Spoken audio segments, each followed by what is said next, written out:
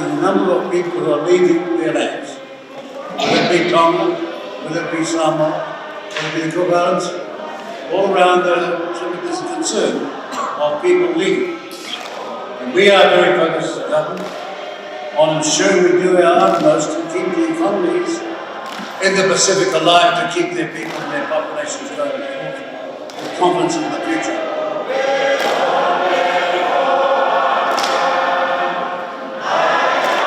The biggest challenge to many New Zealanders of Samoan and Pacific ethnicity is in a non-connectedness with the thinking of government, city councils, local boards and their agencies.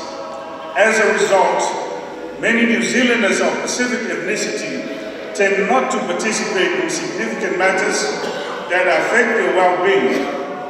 We hope that today is the start of a new era in advancing a meaningful relationship with our communities. Well, look, we don't make a promise and just walk off on it. We made sure that the bill stayed alive to go to the Select Committee so we could hear representations, and when all that is complete, we'll tell you what we're going to do. But we kept it alive because we believed that it had merit.